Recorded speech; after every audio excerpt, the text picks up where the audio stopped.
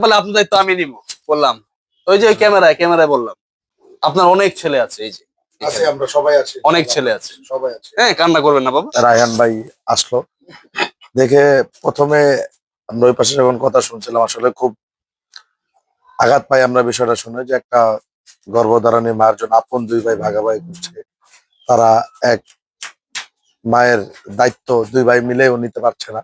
রায়হান ভাই আসার পর আমরা দুই পাশে কথা শোনার পরে আমাদের যে এই ভাই আছে উনি খুব সুন্দরভাবে এক কথায় ওনার অ্যান্সারটা দিয়ে দিয়েছে যে উনি ওনার মার দায়িত্ব নেবে।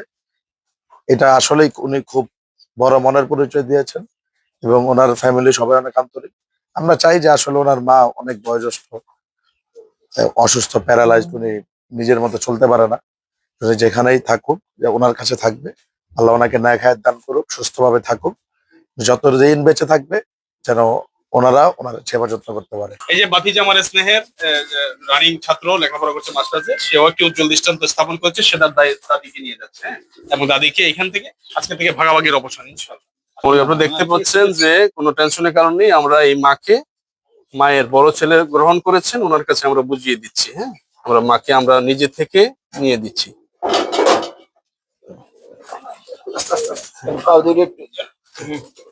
আলহামদুলিল্লাহ, শুক্রিয়া। আসলে সকালে বের হয়েছিলাম বাসা থেকে মনে একটা আশা নিয়ে যে আল্লাহ যদি এই ভাগাভাগি বাদ দিয়ে মার একটা ব্যবস্থা করা যায়। এই বড় মনের পরিচয় দিয়েছেন আমাদের বড় ভাই, এবং আমি আবারও বলছি সার্বিকভাবে, শুধু মানসিক না, অর্থনৈতিক ভাবে আমি ওনাদের পাশে আছি, থাকবো। ওনারা আমাকে একটু স্মরণ করলেই হয়। আসসালামু আলাইকুম, আশা করি সবাই ভালো আছেন। আজকে আমি একজন মায়ের আর্তনাদে সাড়া দিতে আমি এসেছি আপনার ক্যান্টনমেন্ট থানাধীন মানিকদি বাজারের পার্শ্ববর্তী যে একটি এলাকা আছে। আজকের বিষয়ে প্রথমেই আমি কৃতজ্ঞতা দিব আমার ডান পাশে যে ব্যক্তি বসা আছেন, একজন মানবিক ছাত্র দলের ছাত্রনেতা, পল্লবী ছাত্র দলে আছেন, এবং একজন তরুণ, উদীয়মান তরুণ। যারা ছাত্র রাজনীতি করেন, এরকম রাজনীতির প্রয়োজন। এর কারণ হচ্ছে আমি আজকে এখানে এসেছি, আমার ভাইকে যখন আমি ফোনে বলেছি যে আপনার এলাকার পাশে আমি একটি মানবিক কাজে যাব, শত ব্যস্ততার মাঝে উনি আমাকে বললেন, রায়হান ভাই আমিও একটি মানবিক কাজে অংশগ্রহণ করতে চাই। এই জন্য আমি চাচ্ছি তরুণ ছাত্র নেতা যারা ছাত্র রাজনীতি করতে চাচ্ছেন, এরকম ছাত্র রাজনীতির প্রয়োজন। এবং ওনার নাম হচ্ছে সাব্বির ভাই, উনিও একটা মিনিট একটু কথা বলবেন, প্লিজ একটু বলবেন জনগণের উদ্দেশ্যে। রায়হান ভাই সবসময় মানুষের কল্যাণে কাজ করে থাকেন, আপনারা জানেন। বহির্বিশ্বে তার অনেক জনপ্রিয়তা এবং তার যে অনলাইন অ্যাক্টিভিস্ট, অনেক মানুষের উপকারে সে আসেন। আমরা সবসময় তার জন্য দোয়া করব এবং আমি চাই যে আমরা তরুণ প্রজন্ম এক রায়হান ভাইয়ের মতো বা সারা বাংলাদেশে এরকম আরো অনেক রায়হান ভাই প্রস্তুত হওয়া প্রয়োজন আগামীতে, যেন উনি যেভাবে মানুষের উপকারে আসছেন এরকম ভুক্তভোগী মাদের, বোনদের, ভাইদের পাশে দাঁড়াচ্ছেন, ইনশাল্লাহ আমরাও যেন আগামীতে এভাবে সকলের পাশে থাকতে পারি। আপনারা দোয়া করবেন এবং সবাই সৈয়দ রায়হান ভাইয়ের জন্য দোয়া করবেন। সালাম আলাইকুম। আপনাকে ধন্যবাদ। এবং আমি এখানে, আমার সাথে আছে স্নেহের রাকিব, আছে আমাদের ছোট ভাই, সেও ছাত্র নেতা, সেও এসেছে একটি মানবিক কাজে। আমরা আজকে মূল যে বিষয়টা, আমার কাছে একটি বিষয় এসেছে যে আপন দুই ভাই এবং এই যে মা, এই যে দেখা, একটু মাকে দেখাবেন, মা প্যারালাইজড, একদম অসহায় বৃদ্ধ একজন মা। তো আমরা হচ্ছে মেয়ের পক্ষে, আমরা আজকে, উনি আমাকে গতকালকে বলেছিলেন যে ভাই আপনার এই পেজের মাধ্যমে আমরা রাষ্ট্রকে জানাতে চাই, দেশকে, যে একটি সুবিচার চাই, এবং আমরা চাই আমাদের এই ঘটনাটি দেখে যাতে অন্যান্য মানুষরা শিখে যে ভাইরা এইসব দ্বন্দ্বে না জড়ায়। তো সেই জায়গা থেকে ওনার রিকোয়েস্টে আমি এসেছি। আপনি একটু আপনার পরিচয়টা দিয়ে, ফুল পরিচয়টা দিবেন, আপনার বাসা সহ একটু বলবেন। আমি জাহাঙ্গীর আলম উজ্জ্বল, আমি মানিকদি বাজার, ঢাকা ক্যান্টনমেন্ট, বাসা 288। এখানে আমরা স্থানীয়ভাবে থাকি। তাই না? আপনার কি সমস্যা, একদম সত্য ঘটনাটা বলবেন। আমার সমস্যা হলো যে আমার এই মা প্যারালাইসিস রোগী, সে কথা বলতে পারে না, অসুস্থ। জি। আমার বড় ভাই, সে ওই তার রুম থেকে সে আমাকে আমার রুমে পাস করবে না, এবং আমার রুম থেকে আমি নিয়ে তাকে দিয়ে আসবো, এবং তার থেকে, তার রুম থেকে আমার মাকে নিয়ে আসবো। এখন আমি একা একজন মানুষ, আমার ছোট ছোট বাচ্চা আছে 3টা, আমার ওয়াইফ, আমরা মিলে আমার মাকে নিচ থেকে উপরে তুলে উপরে নিয়ে আসি। এখন আমার বড় ভাইয়ের, তার একটা বড় ছেলে আছে, আমার বড় ভাই আছে, ইচ্ছা করলে তারা আমার সাথে সাহায্য সহায়তা করতে পারে, যে আসো আমি হেল্প করি। এই বাড়িটা আপনাদের নিজেদের? জি। আচ্ছা, বলেন। তো এখন আমার মাকে, সে আজকে নেওয়ার কথা প্রতি মাসে 15 থেকে 15, মানে গত মাসে 15 তারিখে আমাকে দিচ্ছে। আচ্ছা, আমি একটু ব্রেক করবো আপনাকে এই জায়গায়। আমি একটু আপনার প্রতি একটু কঠোর হবো এখন। সেটা হচ্ছে, একটা মাকে নিয়ে আমরা ভাগাভাগি কেন করবো? আমার এখন- প্রশ্ন, আমরা কি পারি না যে কোনো ভাগাভাগিতে না গিয়ে এই মাকে আমরা একজন রাখবো সারা জীবন? জি, পারি না আমরা? এটা পারা যায়। তো কেন আমি মাকে নিয়ে আমার ভাগাভাগি বড় ভাই, করবো? আমার বড় ভাই সে এটা ভাগাভাগি করছে, যত কিছু করছে সব আমার বড় ভাই ভাগাভাগি করছে। আমার মাকে নিয়ে ভাগাভাগি করছে, আমাদের জিনিসপত্র নিয়ে সে ভাগাভাগি করছে। আমার ইলেকট্রিসিটি তার একটা দিচ্ছে, ইলেকট্রিসিটি তার একটা দিচ্ছে। আমি ডিসকুল যে কমপ্লিট করার পর ডিসকুল লুকাইছে, আমার ইলেকট্রিসিটি তার লাগাই দিয়ে গেছে। মানে সে গ্যাস পানি সব বিল জমা দিতেছে না, সে বিল আটকে রাখছে। বলছে যে তুই বাসা কিভাবে থাকিস, সামনে কিভাবে থাকিস আমি দেখে নেব। আজকে 4 মাস ধরে গ্যাস পানি সম্পূর্ণ কাগজপত্র ওর কাছে ও জমা রাখছে। মানে এগুলা কোনো কিছু জমা দিতেছে না, আর জমা ইয়েও করতেছে না। অথচ আমি প্রতি মাসে মাসে অর্ধেক টাকা আমি দেই। আমার ছোট ছেলেকে দিয়ে আমি পাঠাইছি বাসায়, আমার ছোট ছেলেকে দিয়ে বাসা পাঠাইছি। সে বলছে সে বুঝে আমাকে জানাবে। আচ্ছা 4 মাস ধরে সে এগুলো কয় যে লাইন কেটে দেবো, সরকার এসে লাইন কেটে দেবো, যখন লক্ষ টাকা জমা হবে লাইন কেটে দেবে। আচ্ছা, মায়ের সাথে উনি কি করেছে? মায়ের সাথে আপনি বলেছেন পেনশনের টাকা না কি জানি, হ্যাঁ, এটা একটু জি, বলেন তো জি, সত্য করে।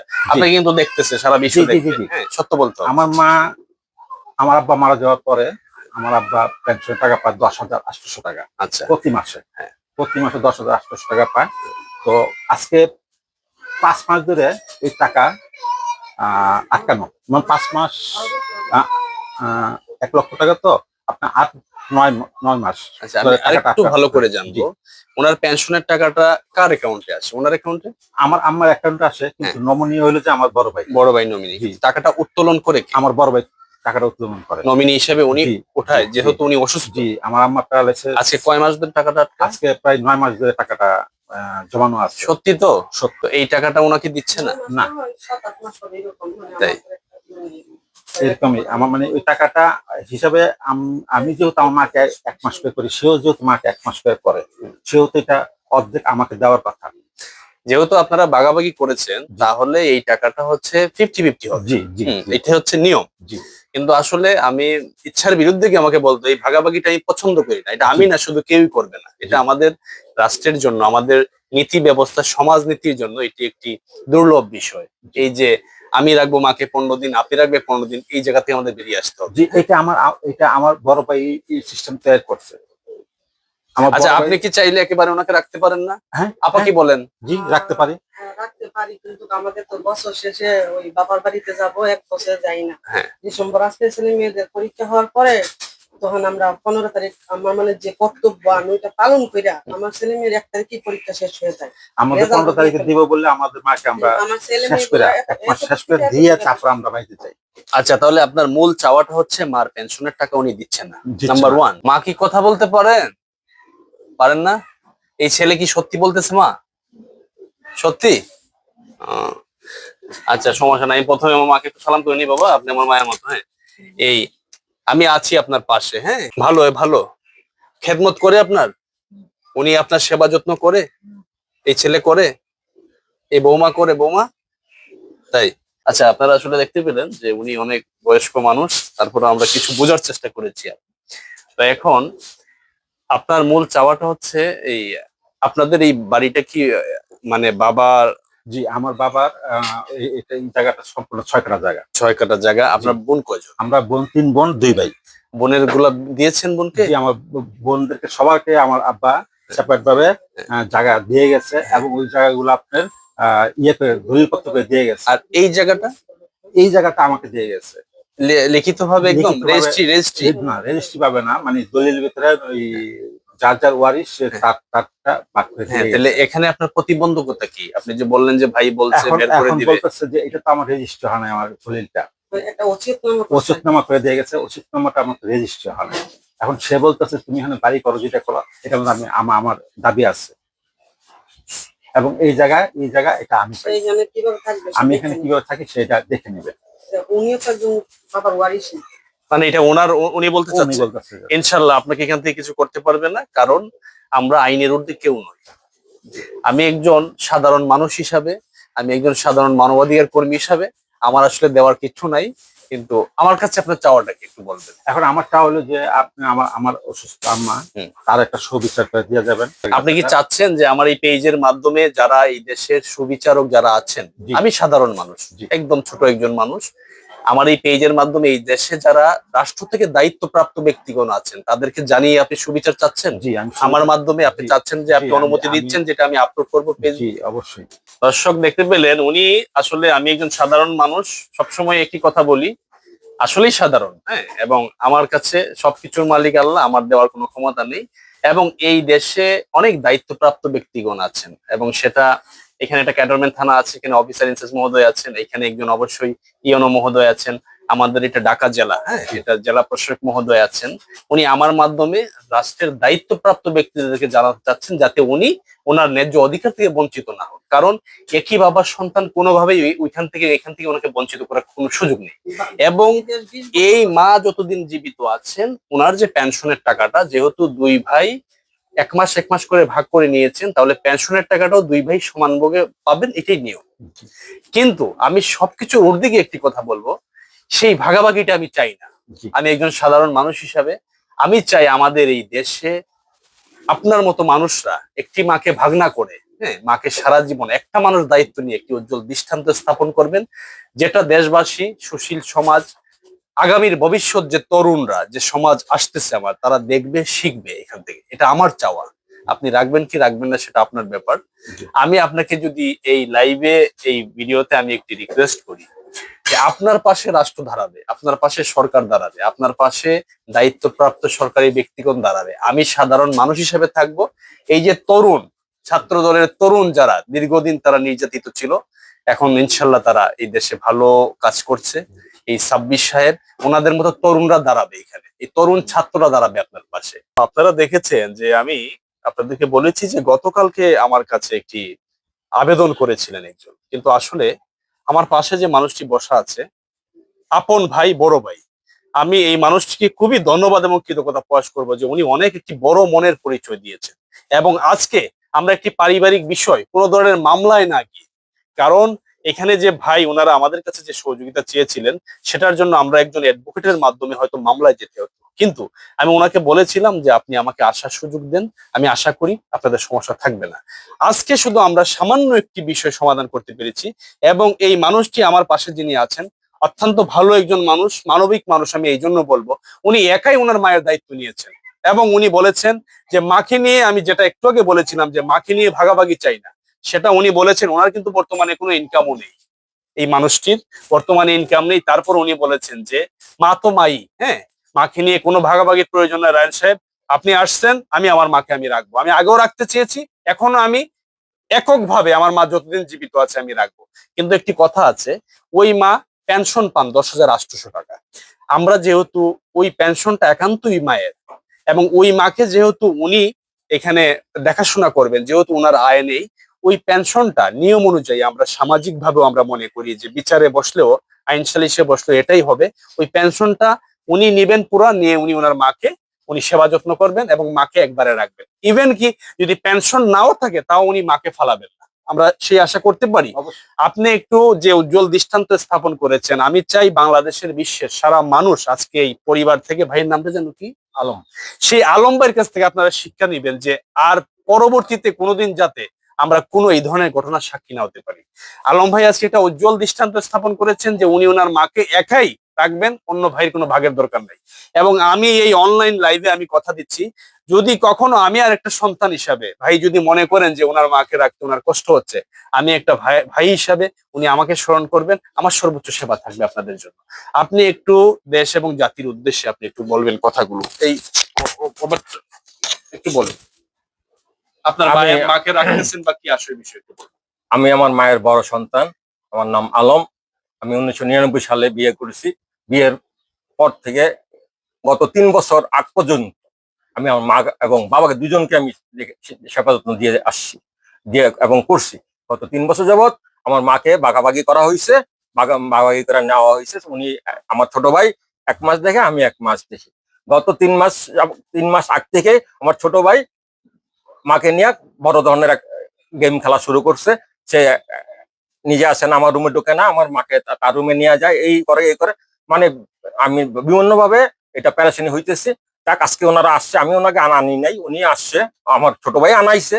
উনি আসছে, ভালো হয়েছে। ধন্যবাদ আপনাকে রায়হান ভাই, যে এই একটা ভালো একটা জিনিস এই সিদ্ধান্ত নিচ্ছে এবং একটা সমস্যার সমাধান করছে। এবং আমাদের যে যাবতীয় সাংসারিক যে আরো যে সমস্যাগুলো আছে, আশা করি আপনার কাছ থেকে ওগুলোরও আমি সমাধান আপনার কাছ থেকে পাবো ইনশাআল্লাহ। তো আপনি কি আপনার মাকে একেবারে দায়িত্ব নিচ্ছেন? ইনশাল্লাহ। আমি নিচ্ছি কোনো এবং ভাগাভাগি চান না? কোনো ভাগাভাগি চাই না। আলহামদুলিল্লাহ, উনি একটা উজ্জ্বল দৃষ্টান্ত স্থাপন করেছেন। এবং আজকের এই প্রোগ্রামের সকল কৃতিত্ব আমার প্রাণপ্রিয় সাব্বির ভাই এবং আমার স্নেহের রাকিবের। এই জন্য ওরা যখন আমাকে ফোনে বলেছে যে আপনি আসেন, আমাদের এলাকায় আসবেন, আমি আগে পরিচয়টা বলেছি, একজন তরুণ ছাত্র দলের নেতৃত্ব দিচ্ছেন এবং উনি হচ্ছেন আমাদের জনপ্রিয় ফুটবলার, আমাদের যে আমিনুল ভাই, এবং উনি এই আসনের যে এমপি প্রার্থী এবং নমিনেশন পেয়েছেন। ওনার খুব স্নেহের সাব্বির, উনিও এসেছেন। সেই কথা থেকে আমি সেই স্পিড পেয়েছি এবং সেই সাহস পেয়েছি, পেয়ে আমি এসেছি। এই বিষয়টির সমাধান হয়েছে আলহামদুলিল্লাহ। একটু বলবেন একটা মিনিট, বিদায় নিব। জি, ধন্যবাদ। আজকে যে বিষয়টার জন্য আমরা আসলাম এবং রায়হান ভাই আসলো দেখে প্রথমে আমরা ওই পাশে যখন কথা শুনছিলাম আসলে খুব আঘাত পাই আমরা বিষয়টা শুনে, যে একটা গর্ভধারণী মার জন্য আপন দুই ভাই ভাগাভাগি করছে। তারা এক মায়ের দায়িত্ব দুই ভাই মিলেও নিতে পারছে না। রায়হান ভাই আসার পর আমরা দুই পাশে কথা শোনার পরে আমাদের যে এই ভাই আছে উনি খুব সুন্দরভাবে এক কথায় ওনার অ্যান্সারটা দিয়ে দিয়েছে যে উনি ওনার মার দায়িত্ব নেবে। এটা আসলেই উনি খুব বড় মনের পরিচয় দিয়েছেন এবং ওনার ফ্যামিলি সবাই অনেক আন্তরিক। আমরা চাই যে আসলে ওনার মা অনেক বয়োজ্যেষ্ঠ, অসুস্থ, প্যারালাইজড, উনি নিজের মতো চলতে পারে না। উনি যেখানেই থাকুক, যে ওনার কাছে থাকবে। আল্লাহ ওনাকে ন্যায় খায়ের দান করুক, সুস্থভাবে থাকুক, যতদিন বেঁচে থাকবে যেন ওনারা ওনার সেবা যত্ন করতে পারে।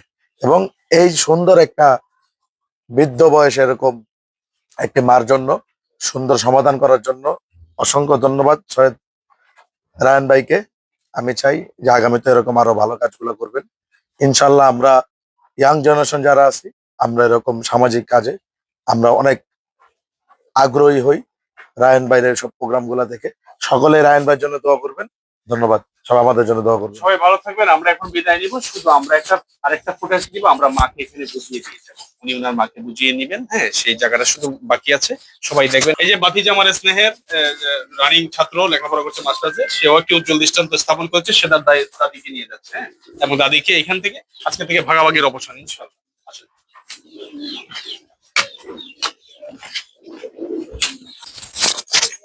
ওঠেন তো মা, উঠে বসেন।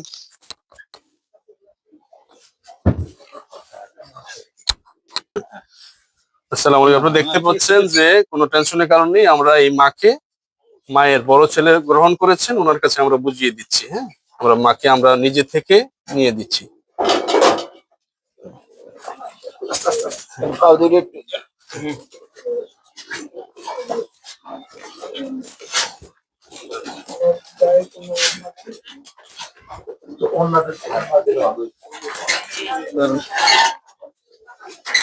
দাঁড়ান, দাঁড়ান, ঘুরতে হবে। দাঁড়ান।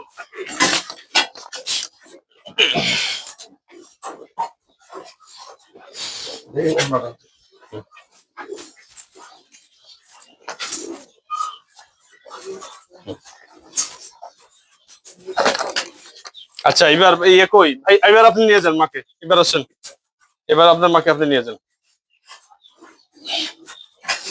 এই যে বড় ছেলে নিয়ে যাচ্ছে মাকে, মার দায়িত্ব নিয়ে মাকে সেবা যত্ন করবে। আজকে থেকে এই দ্বন্দ্বের অবসান ইনশাল্লাহ। করেন।